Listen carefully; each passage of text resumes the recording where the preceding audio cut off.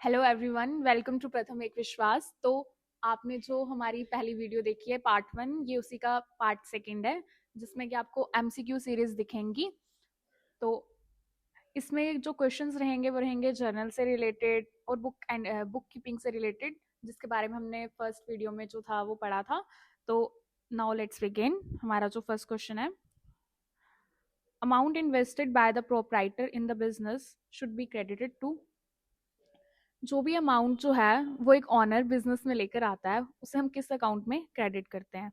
तो जो भी अमाउंट वो लेकर आता है उसे हम एज अ कैपिटल ट्रीट करते हैं। तो वो जो है वो कैपिटल अकाउंट में क्रेडिट हो जाएगा, जो कि आपका ऑप्शन नंबर बी है। तो इसके बाद हमारा जो सेकंड क्वेश्चन है वो है, transactions are first recorded in which book. जो भी हमारी ट्रांजैक्शंस हैं वो फर्स्टली किस बुक में रिकॉर्ड की जाती हैं?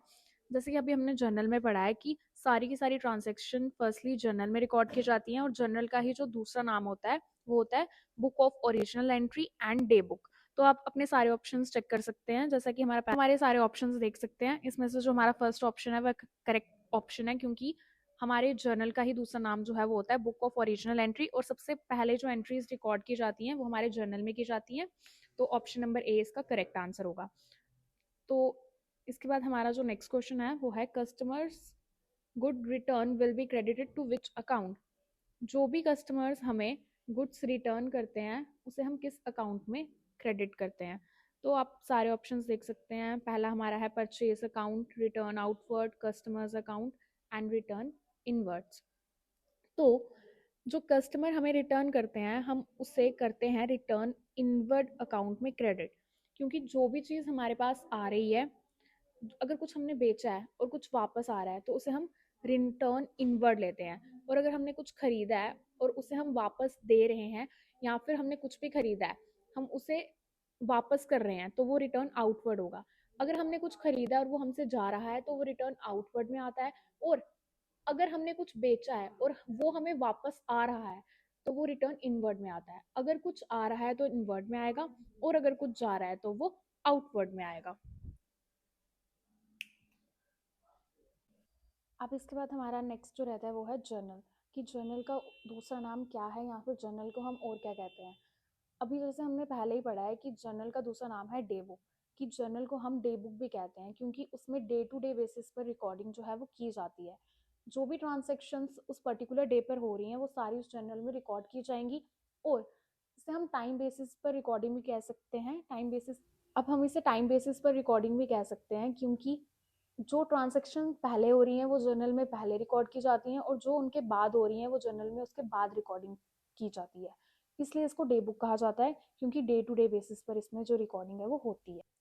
अब नेक्स्ट हमारा रहता है, dash account is credited and dash account is debited in case wages are paid for construction of building premises. अगर हमने कोई किसी बिल्डिंग की कंस्ट्रक्शन के लिए जो है कुछ वर्कर्स को अपॉइंट किया है, तो हमें उन्हें कुछ ना कुछ वेजेस जो हैं वो पे करने हैं। मतलब कि उनके डे टू डे वर्क के लिए हमें उनको कुछ पे बैक करना है। तो हम किस अकाउंट में उसे क्रेडिट करेंगे और किस अकाउंट में डेबिट करेंगे? अगर हम अगर हम वेजेस दे रहे हैं, वेजेस हमारा क्या रहता है, वेजेस हमारा नॉमिनल अकाउंट रहता है। कि अगर हम वेजेस दे रहे हैं, फॉर एग्जाम्पल हम बिजनेस हैं, हम किसी बिजनेस के ऑनर हैं, हमें उनको, अपने वर्कर्स को कुछ वेजेस पे करनी है। मतलब हमारे हाथों से कैश जाएगा, क्योंकि हम उनको पे कर रहे हैं। और ये हमारा क्या है, ये हमारा एक एक्सपेंसेस है, हमारे कुछ खर्चे हैं जो कि हमें अपनी कंस्ट्रक्शन के लिए पे करने पड़ रहे हैं। तो वेजेस हमारा नॉमिनल अकाउंट है, और उसमें अगर कुछ खर्चे हो रहे हैं तो क्या आएगा इसमें हमारा, debit all expenses and losses. मतलब वेजेस को हम क्या करेंगे यहाँ पर, डेबिट करेंगे, क्योंकि हमने अपने वर्कर्स को पे किया है और वो हमारा एक खर्चा है। अब यहाँ पर हम क्रेडिट क्या कर रहे हैं, क्रेडिट हम करेंगे कैश को। अब हम कैश को क्रेडिट क्यों करेंगे? क्योंकि कैश हमारा एक रियल अकाउंट है, क्योंकि हम कैश को देख सकते हैं और टच कर सकते हैं। और जब हम वेजेस को पे कर रहे हैं तो कैश हमारे हाथों से जा रहा है, मतलब क्रेडिट व्हाट गोज आउट। जब भी कोई चीज रियल अकाउंट में हमारे हाथों से जाती है तो हम उसे क्रेडिट करते हैं, इसलिए हम यहाँ पर कैश को क्रेडिट करेंगे। तो इसका आंसर जो है वो रहेगा, cash account credited and wages account is debited. अब नेक्स्ट हमारा रहता है journal list transaction in which order, कि जर्नल जो है उसमें जितनी भी हमारी ट्रांजेक्शन्स की जाती हैं वो किस ऑर्डर में की जाती हैं। तो जैसा कि हमने अभी पहले देखा है कि हम जर्नल में जो भी ट्रांजेक्शन्स करते हैं वो क्रोनोलॉजिकल वे में की जाती हैं। क्रोनोलॉजिकल वे मतलब कि टाइम बेसिस पर की जाती हैं, डे टू डे बेसिस पर की जाती हैं। जो भी हमारी ट्रांजेक्शन्स 1 जैन को हुई हैं तो उसे हम 1 जैन की रिकॉर्डिंग में रखते हैं। हम डे टू डे बेसिस पर या फिर हम कह सकते हैं टाइम टू टाइम बेसिस पर जो है हम उसे रिकॉर्ड करते हैं। लाइक जो ट्रांजेक्शन पहले हुई है हम उससे पहले रिकॉर्ड करेंगे, और जो ट्रांजेक्शन उस टाइम पीरियड के बाद हुई है हम उसके बाद उसे रिकॉर्ड करेंगे। ये टाइम बेसिस पर रिकॉर्डिंग करने को हम क्रोनोलॉजिकल टाइप ऑफ ट्रांजेक्शन या फिर क्रोनोलॉजिकल वे ऑफ ट्रांजेक्शन जो है वो कहेंगे। आपके जैसे हमारे पास 8th क्वेश्चन है, इसमें है among the statements which one is incorrect regarding journal entry. Journal entry से रिकॉर्डिंग कौन सा स्टेटमेंट जो है वो गलत है। अब आप सारे ऑप्शंस देख सकते हैं, हमने अभी अभी पढ़ा है कि जर्नल क्या है और उसमें किस टाइप की एंट्रीज हम करते हैं। तो इसका आंसर जो रहेगा हमारे पास वो रहेगा D part. Journal provides account balances. Journal कभी भी अकाउंट के बैलेंसेस को प्रोवाइड नहीं करता है, हम सिर्फ उसमें रिकॉर्डिंग करते हैं। फर्स्टली रिकॉर्डिंग जो है वो जर्नल में की जाती है, वो कोई भी बैलेंसेस हमें प्रोवाइड जो है वो नहीं करता। अब इसके बाद हमारा नेक्स्ट क्वेश्चन रहता है cash withdraw from business by the proprietor should be credited to. जब भी कोई प्रोप्राइटर, जब भी कोई ऑनर जो है वो अपने बिजनेस से कोई भी कैश जो है वो निकालता है अपने यूज़ के लिए, तो हम उसे किस अकाउंट में ट्रीट करते हैं। तो हम उसे ड्राइंग अकाउंट में जो है वो ट्रीट करते हैं, क्योंकि जब भी कोई ऑनर है वो अपने बिजनेस से कैश अपने यूज़ के लिए निकाल रहा है फॉर पर्सनल यूज़, किसी भी पर्सनल यूज़ के लिए निकाला गया कैश ऑनर के द्वारा अपने बिजनेस से, उसे हम ड्राइंग अकाउंट में ट्रीट करते हैं, उसे ड्राइंग अकाउंट में जो है वो क्रेडिट किया जाता है। Which of the following is called the book of original entry? कौन सी बुक को हम ओरिजिनल एंट्री कहते हैं। अब आप यहाँ पर सारे ऑप्शंस देख सकते हैं। जैसे पहले हमारे पास है receipt and payment account, trial balance, general ledger या फिर जनरल जनरल। तो अब हम देखेंगे कि बुक ऑफ ओरिजिनल एंट्री क्या है। हमने अभी अभी पढ़ा है कि जनरल का दूसरा नाम है बुक ऑफ ओरिजिनल एंट्री। तो यहाँ पर जर्नल जो है वो हमारा सही ऑप्शन होगा, क्योंकि जर्नल को ही बुक ऑफ ओरिजिनल एंट्री कहा जाता है और इसे ही डे बुक भी कहा जाता है, क्योंकि फर्स्टली ओरिजिनल ट्रांजैक्शंस की जो रिकॉर्डिंग है वो हमारे जर्नल में की जाती हैं। अब नेक्स्ट क्वेश्चन हमारे पास आ जाता है the amount bought in by owner of the business should be credited to. जब भी कोई ऑनर अपने बिजनेस को स्टार्ट करने के लिए या फिर अपने बिजनेस के इनगोइंग में कोई भी चीज़ लेकर आ रहा है या फिर कोई भी अमाउंट लेकर आ रहा है, तो हम उसे क्या ट्रीट करते हैं या फिर क्या कहते हैं।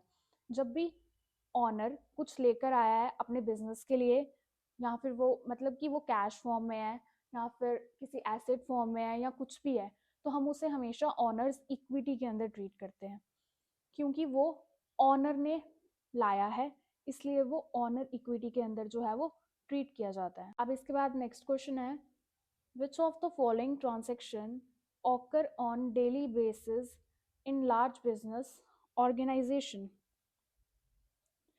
कि एक लार्ज बिजनेस ऑर्गेनाइजेशन में कौन सी ट्रांजैक्शन जो है वो सबसे ज़्यादा जो है वो होती हैं।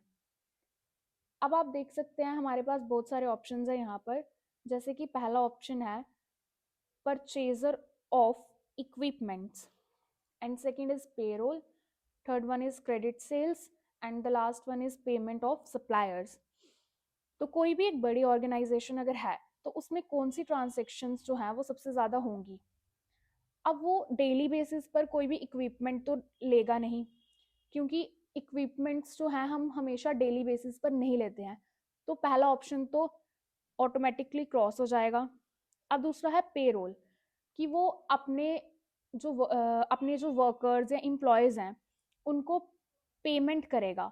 अगर वो सैलरी पे कर रहा है तो वो हमेशा मंथली बेसिस पर रहती है, वो भी डेली बेसिस पर नहीं होगी, इसलिए हम इस ऑप्शन को भी क्रॉस कर देंगे। अब इसके बाद आ जाता है हमारे पास क्रेडिट सेल्स। अब इसके बाद हमारे पास आ जाएगा क्रेडिट सेल्स। अब जो भी बिग ऑर्गेनाइजेशंस हैं या कुछ भी हैं, वो डेली बेसिस पर बहुत सारी चीज़ों को सेल करती हैं या फिर बहुत सारी चीज़ों को देती हैं। तो ऐसा ज़रूरी नहीं है कि वो हमेशा कैश इन कैश फॉर्म में ही वो करें। ज़्यादातर क्या होता है कि बिग ऑर्गेनाइजेशंस जो हैं वो क्रेडिट सेल्स पर चीज़ें देती हैं, मतलब क्रेडिट पर चीज़ें देती हैं, इसलिए हमारा ये ऑप्शन जो है वो करेक्ट हो जाएगा। एंड आफ्टर दिस हम नेक्स्ट क्वेश्चन पर आएंगे। How much type of transactions has, हमारे पास ट्रांजेक्शन्स जो है वो कितने टाइप की होती हैं। जैसे कि अभी हमने पढ़ा था कि ट्रांजेक्शन्स जो हैं वो क्या रहता है, ट्रांजेक्शन्स का मतलब क्या होता है। ट्रांजेक्शन्स मीन्स कुछ भी लेना या देना। तो लेना या देना, तो यही से हमें पता चल रहा है कि ट्रांजेक्शन जो है हमारे पास वो हमेशा दो टाइप की रहती है। या तो हम कोई चीज़ ले रहे हैं तो हम उसे ट्रांजेक्शन में कन्वर्ट कर सकते हैं, या तो हम कोई चीज़ दे रहे हैं। अब ट्रांजेक्शन में क्या होता है, फॉर एग्जाम्पल हमने कोई मशीनरी खरीदी है और उसके बदले हमने कैश दिया है, तो एक चीज़ हमारे पास डेबिट होगी और दूसरी चीज़ हमारे पास क्रेडिट होगी। मतलब ट्रांजेक्शन्स के सिर्फ दो ही टाइप्स रहेंगे, एक रहेगा डेबिट और एक रहेगा क्रेडिट। एक चीज़ आएगी और एक चीज़ जाएगी। Transactions are initially recorded in, हमारे पास जो भी ट्रांजेक्शन्स होती हैं वो सबसे पहले हम किस में रिकॉर्ड करते हैं, या फिर वो सबसे पहले किस में रिकॉर्ड की जाती हैं। अब आप यहाँ पर सारे ऑप्शंस देख सकते हैं। जैसे कि हमारे पास फर्स्ट ऑप्शन है book of final entry, accounting equations, trial accounts, book of original entries. अब हमने जैसे पहले ही पढ़ा है कि सारी की सारी रिकॉर्डिंग जो है वो कहाँ से स्टार्ट होती है, वो जर्नल एंट्रीज से स्टार्ट होती है या फिर जर्नल में रिकॉर्ड करने से स्टार्ट होती है। और जर्नल का ही जो दूसरा नाम है वो है book of original entry. Journal का ही नाम बुक ऑफ ओरिजिनल एंट्री है, तो मतलब जो भी फर्स्टली रिकॉर्डेड ट्रांजेक्शन्स हैं वो सबसे पहले रिकॉर्ड की जाएंगी बुक ऑफ ओरिजिनल एंट्री में। तो इसका हमारा जो करेक्ट ऑप्शन है वो है डी पार्ट। अब इसके बाद हमारा नेक्स्ट क्वेश्चन आता है of the following account type which would be increases by debit. अब हमारा जैसे नेक्स्ट क्वेश्चन रहता है of the following account type which would be increases by a debit. Debit से कौन सी चीज़ इनमें से है जो है वो इंक्रीज होगी। जैसे कि अभी हमने अपना फ्लो चार्ट देखा था जिसमें हमने देखा था कि डेबिट से कौन सी चीज़ें इंक्रीज होती हैं और कौन सी चीज़ें जो हैं वो डिक्रीज होती हैं। अब देखते हैं, जैसे हमारे पास फर्स्ट ऑप्शन है liabilities and expenses, second option है एसेट्स एंड इक्विटी, थर्ड है asset and expenses and the fourth one is equity and revenue. अब डेबिट में इनमें से कौन सी चीज़ें जो हैं वो इंक्रीज पर जाती हैं। तो डेबिट अकाउंट में जो इंक्रीज होता है वो है एसेट्स एंड एक्सपेंसेस। हम जब भी हमारे किसी एसेट में या फिर हमारे किसी भी एक्सपेंस में इंक्रीज आ रहा है तो हम उसे हमेशा डेबिट करते हैं। तो इसका करेक्ट ऑप्शन हमारे पास जो रहेगा वो है सी पार्ट। अब इसके बाद हमारे पास जो नेक्स्ट क्वेश्चन आता है वो है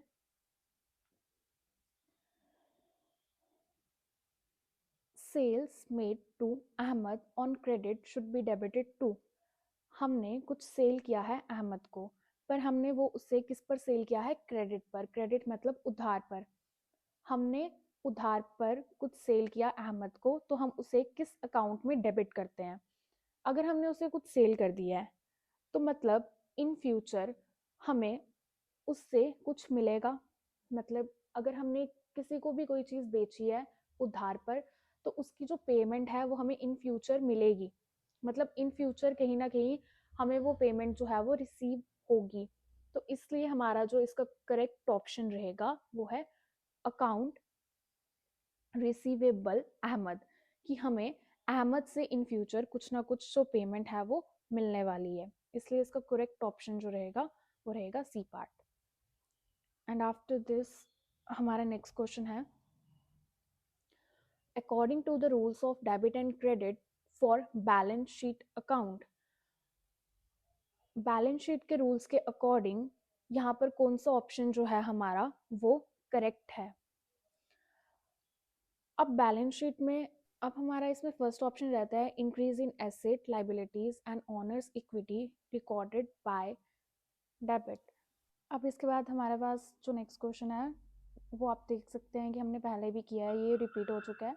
in which order does the journal list transaction, किस ऑर्डर में जर्नल की जो ट्रांजेक्शन्स हैं वो हम करते हैं।